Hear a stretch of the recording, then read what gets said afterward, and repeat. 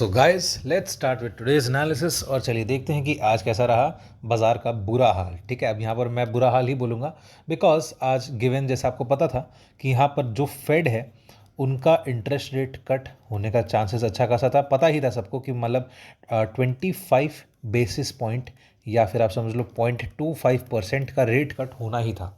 लेकिन आपको ये कल बताया गया था प्रीमियम वाले वीडियो में हमारे ऐप में कि बेसिकली जो रेट कट होना है उससे बाजार को मतलब नहीं है। जो आउटलुक है फेड के चेयरमैन का आउटलुक जो है वो मेन डिसाइड करेगा कि बाजार और ऊपर जाना चाहता है या नीचे जाना चाहता है।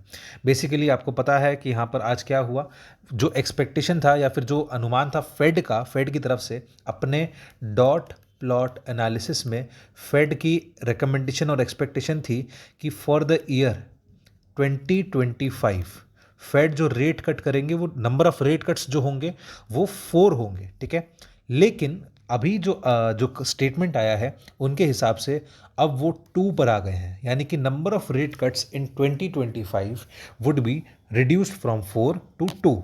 तो इन दैट केस यहाँ पर उसकी वजह से बाजार में भारी गिरावट आई और मेन आप यदि बाहर के मार्केट्स देखो तो अच्छी खासी गिरावट आपको बाहर के बाज़ारों में देखने को मिली है। ठीक है, उसको भी हम थोड़ा सा डिस्कस करेंगे।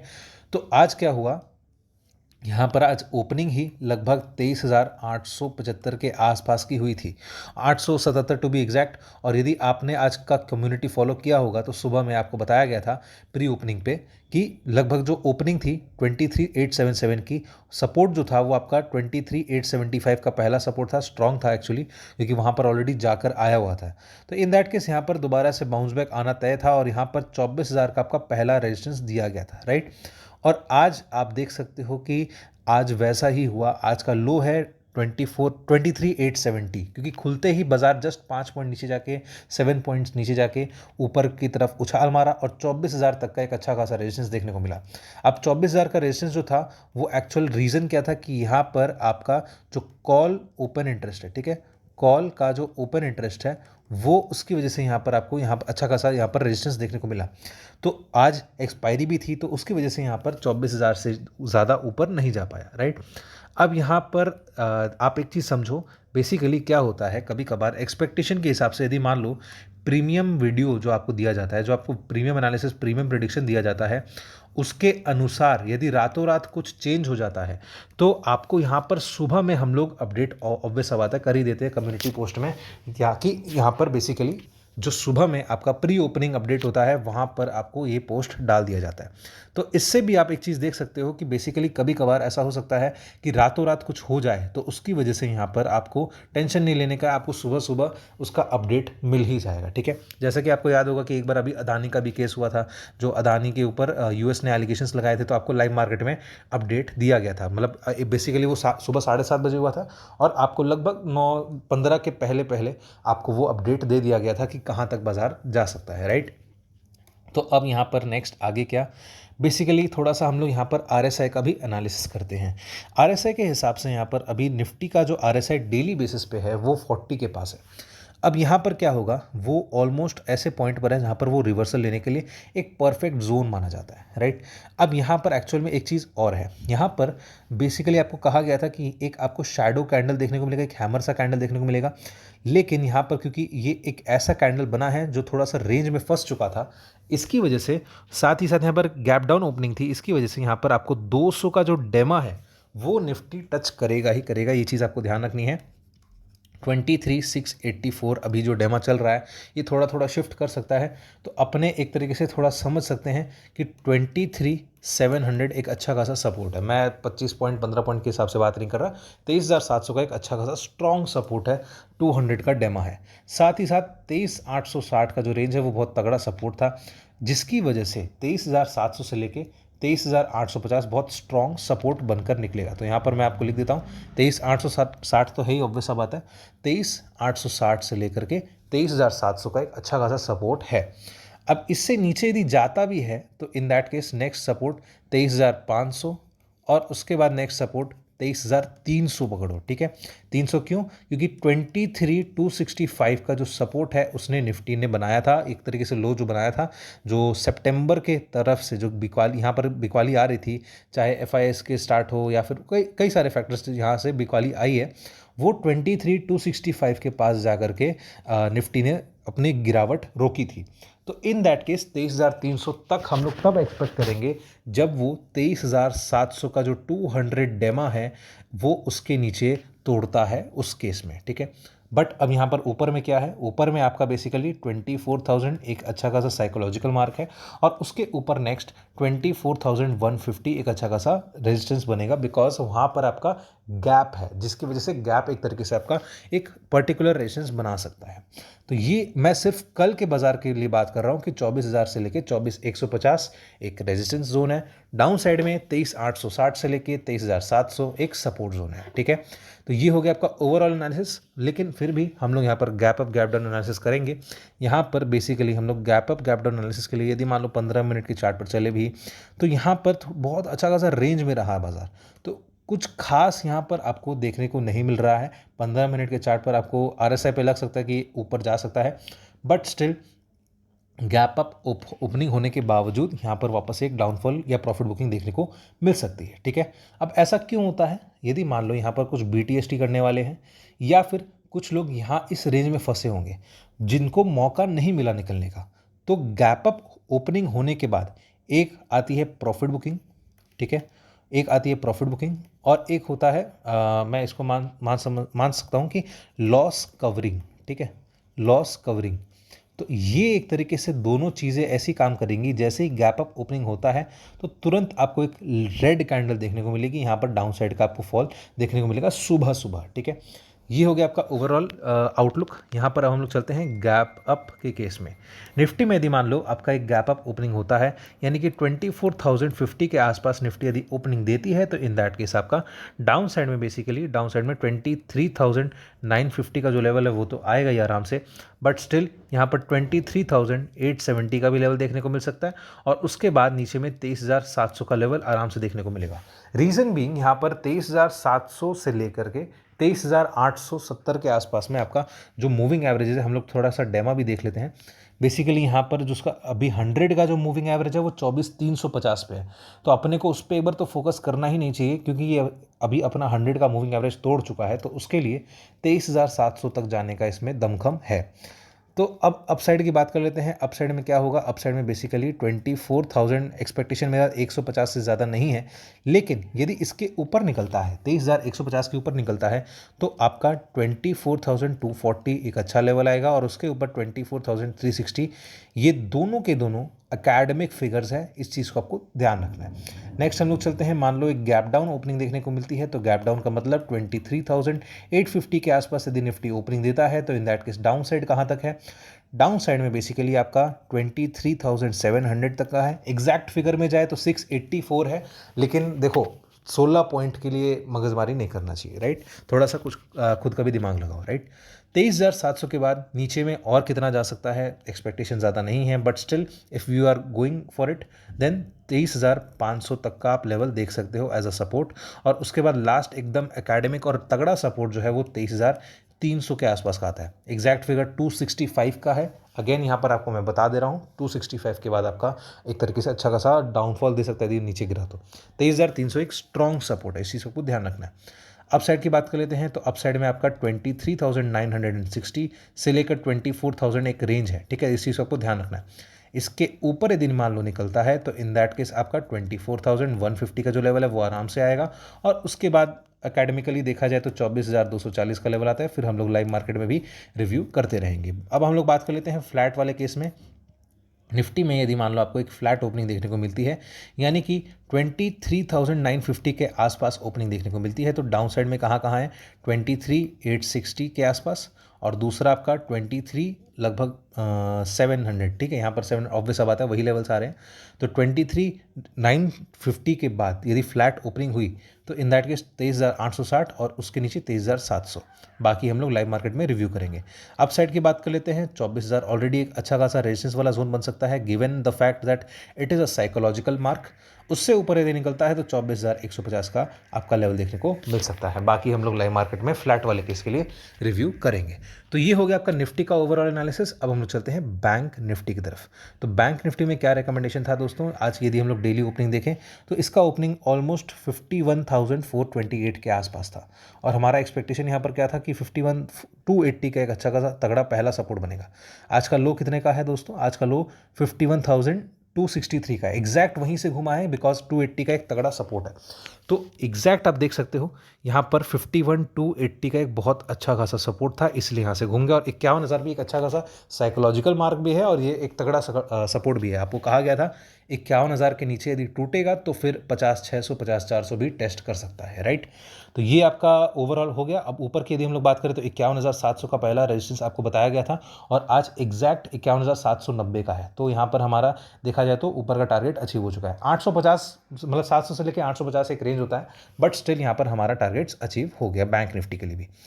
अब यहाँ पर कल के सेशन में यदि हम लोग देखें तो बैंक निफ्टी जो है वो 100 के मूविंग एवरेज के नीचे है, और साथ ही साथ एक थोड़ी सी डेंजर वाली बात यह है कि बैंक निफ्टी का जो लोअर रेंज है वो आपका नीचे थोड़ा ज़्यादा बड़ा आता है। मतलब यहाँ से लगभग 1500-1600 पॉइंट नीचे, या 1000 पॉइंट के आसपास समझ लो, 1000 पॉइंट नीचे, बिकॉज उसका 200 का जो मूविंग एवरेज है वो बहुत नीचे है। इसकी वजह से यहाँ पर आपको थोड़ा सा और डाउनफॉल देखने को मिल सकता है। बेसिकली यहाँ पर अपने एक चीज़ और कर सकते हैं, यदि हम लोग यहाँ पर एक फिबोनाची बनाएं, ठीक है, यहाँ पर अपने एक फिबोनाची लेवल्स कोशिश करते हैं रिट्रेसमेंट की।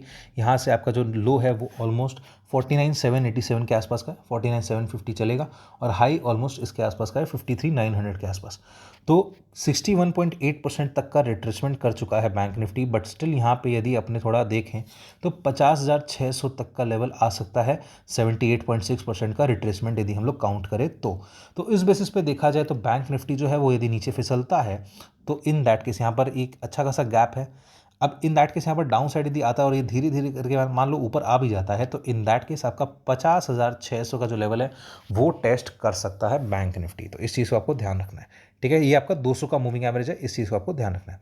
अब हम लोग बाकी चलते हैं बैंक निफ्टी के थोड़ा सा और ओवरऑल एनालिसिस में। 15 मिनट के चार्ट पर चलते हैं। फ्राइडे का सेशन है, वीकेंड स्पेशल रहेगा, आपको अगले दिन मिलेगा। यहाँ पर बेसिकली हमारे पास रेंज बाउंड था।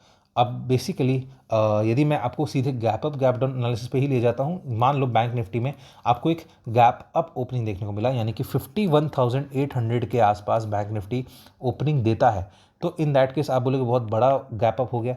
ऑलमोस्ट आप समझ लो, चलो ठीक है 51,780 भी हो सकता है मेरे भाई, यहाँ पर आपका 51,780 ही कर दो। चलो मान लो नीचे में पहले जाता है, तो इन दैट केस आपका नीचे कहाँ तक जा सकता है, नीचे में बेसिकली वो 51,600 तक तो आराम से आएगा। एक चीज़ ध्यान रखना, उसके बाद मान लो और नीचे जाता है, तो इन दैट केस आपका 51,000 आप समझ लो 51,000, इसको थोड़ा सा और ब्रॉडर रेंज में देखते हैं।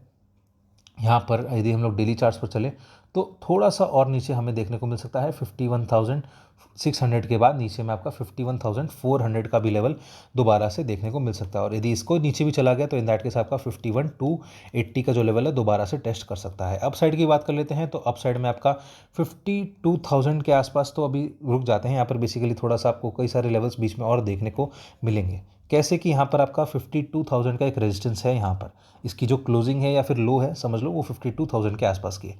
तो इन दैट केस आपका ये जो लेवल है, ठीक है, ये आपका आज का जो हाई है वो ऑलमोस्ट 51,800 के आसपास का है। तो यदि हायर रेंज में ही खुला तो उसका जो पहला रेजिस्टेंस देखने को मिलेगा वो आपको लगभग 52,000 के आसपास के मिले। चलो, तो 52,000 एक अच्छा खासा रेजिस्टेंस आपको देखने को मिलेगा। ये एक साइकोलॉजिकल मार्क भी है, बट स्टिल यदि इसके ऊपर निकलता भी है तो इन दैट केस आपके दो लेवल्स देखने को मिलेंगे, 52,350 से लेकर के यहाँ पर आपको 52,500 तक भी बाजार दिखा सकता है, ओनली ऑन वन कंडीशन कि बैंक निफ्टी 52,000 के ऊपर निकलता है। तो इस चीज़ को आपको ध्यान रखना है, ठीक है। अब यहाँ पर आ जाते हैं गैप डाउन एनालिसिस। यदि मान लो बैंक निफ्टी में आपको एक गैप डाउन ओपनिंग देखने को मिली, यानी कि 51,000 आप समझ लो 51,320 के आसपास, ठीक है। डाउन साइड में कहाँ तक है 51,280, ठीक है, ये एक आपका लोअर साइड हो गया। इसके नीचे यदि मान लो फिसलता है तो इन दैट केस 51,000 स्ट्रॉन्ग, बहुत ज़्यादा स्ट्रॉन्ग सपोर्ट बनेगा। इसके नीचे यदि टूटा तो in that case bank Nifty समझ लो गई भैंस पानी में वाला मूवमेंट करेगा, और उसके बाद 50,600 से लेकर 800 दोनों ही आ सकते हैं। तो यहाँ पर अपने दोनों लेवल्स लिख सकते हैं, 50,000 50,800 का लेवल जो है वो आपको टच कर सकता है और उसके बाद सीधे सीधे नीचे में 50,600 का भी लेवल दिखा सकता है। ऊपर की बात कर लेते हैं तो अप साइड में आपका 51,600 के आसपास तो आ सकता है, लेकिन यहाँ पर एक छोटा लेवल आपका 550 का रहेगा। और उसके बाद यहाँ पर अप साइड में और देखें तो बेसिकली यहाँ पर अप साइड में 550 के बाद 600 से लेकर 780 है, ठीक है। तो यहाँ पर आपका 550 के बाद 51,750 के आसपास का आ जाता है। तो यहाँ पर आपका 51,750 के बाद यदि मान लो और ऊपर जाना चाहता है तो इन दैट केस आपका 51,000, आप समझ लो 51,950 से लेकर के 52,000 तक का लेवल आपको एक रेजिस्टेंस के जोन में मिलेगा। बट स्टिल हम लोग इसको लाइव मार्केट में रिव्यू करेंगे। अब फ्लैट ओपनिंग की बात कर लेते हैं। बैंक निफ्टी में 51,600 के आसपास यदि मान लो ओपनिंग देता है। डाउन साइड में कहाँ तक है? डाउन साइड में बेसिकली आपका 51,400 से लेकर के नीचे में और 51,280 तक, ठीक है। फिर हम लोग लाइव मार्केट में देखेंगे। अपसाइड की बात कर लेते हैं तो अपसाइड में आपका 51,700 के आसपास, देखो 678 का एक रेजिस्टेंस है। बट स्टिल यदि मान लो 678 ऑलमोस्ट 700 जाना उसके लिए कोई बड़ी बात नहीं है, क्योंकि आज ही वो ऑलमोस्ट अपना 789 तक का हाई बनाया है। तो 700 से 800 एक रेंज बन जाता है। बट स्टिल यदि आपको और ऊपर देखना हो तो इन दैट केस आपका नेक्स्ट जो रेजिस्टेंस बनेगा वो ऑलमोस्ट तब बनेगा जब वो 51,850 के ऊपर निकलेगा और उसके बाद आपका सीधे 52,000 का एक रेजिस्टेंस आपको देखने को मिल सकता है। तो ये हो गया आपका बैंक निफ्टी का भी gap up gap down analysis. अब हम चलते हैं अब हमारे ग्लोबल मार्केट्स की तरफ। तो ग्लोबल मार्केट्स में जाने से पहले जो ग्लोबल फैक्टर्स हैं यानी कि FIS DIS, तो उसकी बात कर लेते हैं। FIS ने क्या करा? FIS ने 4,000 4,500 की करोड़ की बिकवाली करी कैश मार्केट में। और यदि इंडेक्स फ्यूचर्स की बात करें तो 1,500 करोड़, और यदि मैं स्टॉक फ्यूचर्स की बात करूं तो ऑलमोस्ट 3,000 करोड़, तो 4,500 लगभग 9,000 करोड़ के आसपास का उन्होंने बिकवाली करा है, ठीक है। तो चलो वो एक्चुअली आज हो सकता है एक्सपायरी की एडजस्टमेंट भी हो, और साथ ही साथ क्योंकि फेड का एक थोड़ा सा नेगेटिव स्टेटमेंट आया है जिसकी वजह से जो एलोकेशंस होंगे उसमें थोड़ी सी वो लोग थोड़ा अपना वो लोग प्लानिंग करेंगे, तो हो सकता है थोड़ा सा यहाँ पर उसका भी एडजस्टमेंट्स आपको देखने को मिले। ये हो गया आपका FII डेटा। अब हम लोग चलते हैं हमारे ग्लोबल मार्केट्स पे। तो ग्लोबल मार्केट्स में आपको दिखाया गया था बेसिकली जिस तरीके से आपको गिरावट देखने को मिली है, यहाँ पर जो ट्रेंड लाइन टूटा है बहुत अच्छा खासा कन्फर्मेशन देता है कि वो मतलब यदि मैं S&P की बात करूँ तो आराम से आपको 5,800 से लेकर के, ठीक है, ये 800 होगा, 5,700 के रेंज में ये आपका आराम से आ सकता है। बिकॉज नेक्स्ट जो सपोर्ट आता है वो एग्जैक्ट इस पॉइंट पे आता है। तो आपका 5,700 का लेवल जो है वो तो कंफर्म है ही, ठीक है, वो ऑलमोस्ट 4 दिन 5 दिन जब भी हो वो आ जाएगा।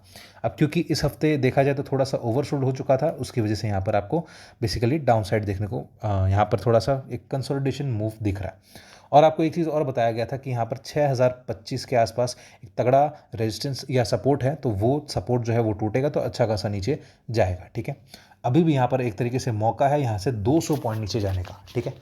ये अब हम लोग चलते हैं डाउ जोन्स पे। तो डाउ जोन्स में यहाँ पर वापस से थोड़ा सा एक रिकवरी मोड चल रहा है, लेकिन स्टिल यहाँ पर रिकवरी का कोई फायदा नहीं है, बिकॉज यहाँ पर आपका ट्रेंड लाइन जो है वो तो ऑलरेडी टूट चुका है। तो इस वजह से यहाँ पर आपका ये जो गैप था, ये गैप के साथ साथ गैप फिलअप होने के साथ साथ ट्रेंड लाइन भी तो टूट गया ना। तो उसकी वजह से यहाँ पर जो ट्रम्प रैली की वजह से गैप आया था वो गैप टूट चुका है, और अब यहाँ पर थोड़ा सा और डाउन साइड हमें देखने को मिल सकता है। और ये डाउन साइड कहाँ तक आएगा दोस्तों? ये बेसिकली ऑलमोस्ट इस पॉइंट तक आएगा। यहाँ पर चेक कर लेते हैं कौन सा पॉइंट है। बेसिकली आपका जो पॉइंट है ऑलमोस्ट आ जाता है 41,780 के आसपास। तो 41,780 तक के लिए आप यहाँ पर डाउ जोन्स में रेडी रहिए। ऑलमोस्ट यहाँ पे लगभग मैं मान के चलता हूँ 900 पॉइंट नीचे में आपको डाउ जोन्स देखने को मिल सकता है, ठीक है।